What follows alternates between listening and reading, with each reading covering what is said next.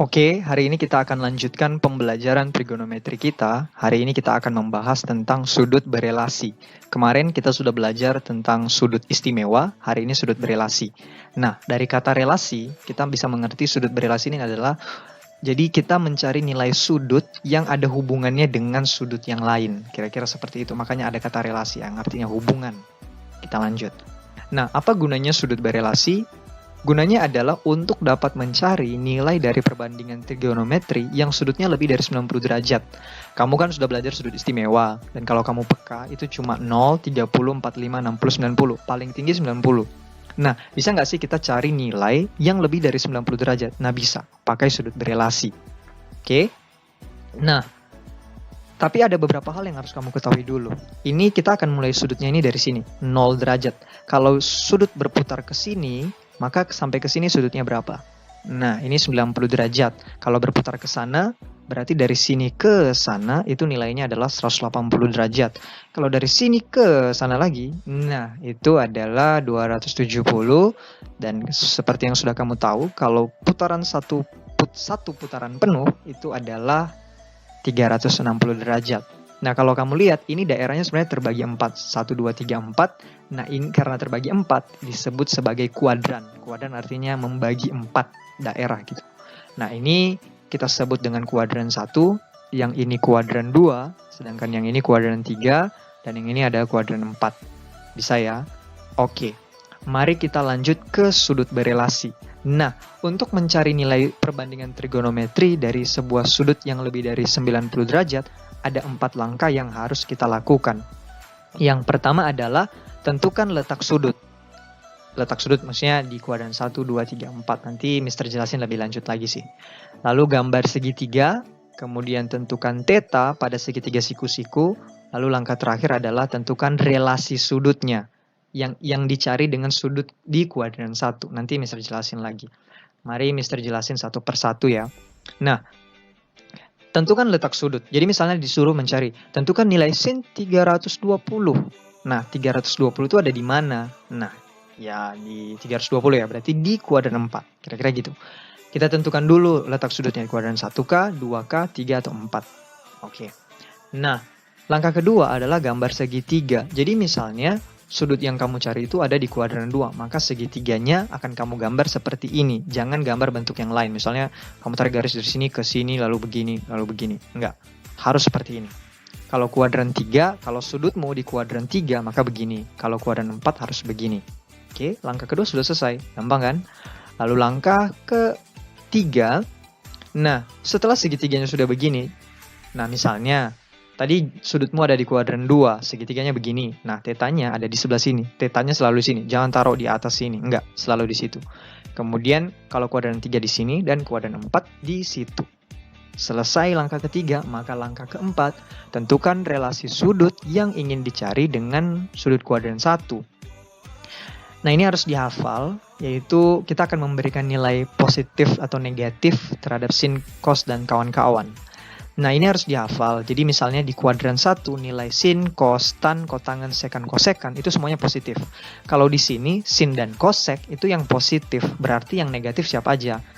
Ada cos, ada kosinus maksudnya, ada tan, ada kotangan, ada sekan. Itu yang negatif. Kalau di sini tan dan kot itu positif, sisanya negatif. Jadi yang negatif di sini apa? Sin, cos, sekan, kosekan. Kalau begitu juga nih yang ini, yang positif di sini cos dan sek, sisanya negatif.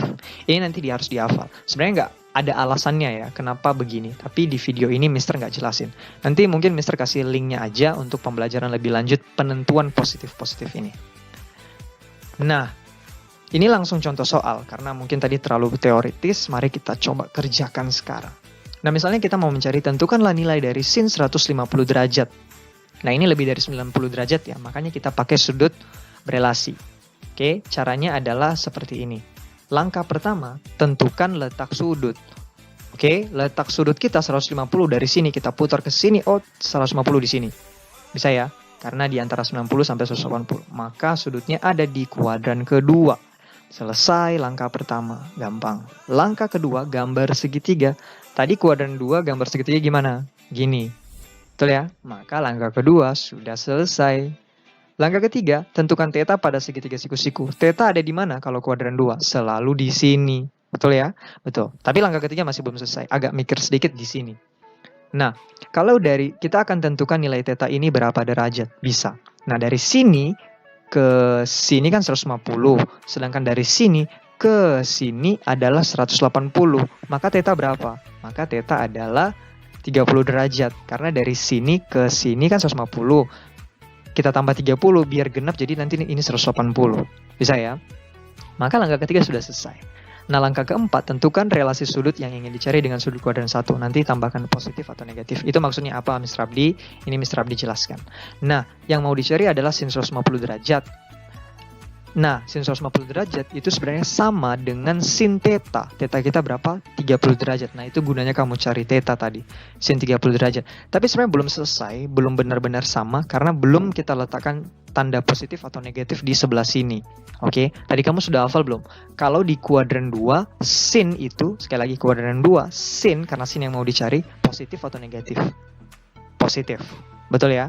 Oke, nah, maka sudah selesai, sin 30 adalah setengah. Ini pakai tabel sudut istimewa yang sudah dipelajari pertemuan sebelumnya.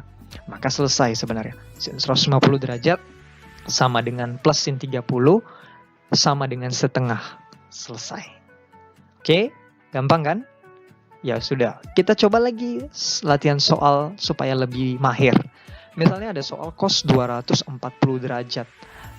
Cos 240 derajat. Tentukan letak sudut 240 derajat ada di mana? Di sebelah sini, di antara 180 dan 270. Langkah pertama sudah selesai. Langkah keduanya adalah, ini artinya di kuadran 3. Langkah kedua adalah ini, gambar segitiga. Segitiga kuadran 3 selalu begini. Lalu, langkah ketiga, tentukan theta pada segitiga siku-siku. Nah, tetanya di sini. Mirip kayak contoh tadi, kita harus tentukan juga nilai theta di sini. Nah, nilai theta berapa? Nah, mari perhatikan. Dari sini ke sini 180. Dari sini ke sini 240. Maka theta berapa? Nah, maka theta adalah 60 derajat. Karena apa? Sini 180, kita tambah 60, jadi 240. Logis ya? Maka langkah ketiga selesai. Tinggal langkah keempat. Kita akan tentukan relasi sudutnya. Yang dicari kan cos 240 derajat. Maka itu sebenarnya sama dengan cos 60 derajat. Cos theta. Tapi belum selesai. Di sini kita tambahkan nilai positif atau negatif. Nah, cos di kuadran 3 positif atau negatif? Ya, betul sekali, negatif. Sehingga menjadi negatif setengah. Cos 60 derajat itu adalah setengah. Lihat tabel sudut istimewamu yang kemarin. Maka sudah selesai. Cos 240 derajat itu sama dengan min cos 60 derajat sama dengan min setengah. Gampang ya? Oke. Ini contoh terakhir deh. Ya, soalnya di kuadran keempat. Cos 315 derajat, berapa sih hasil nilainya? Nah, langkah pertama, tentukan letak sudut seperti ini.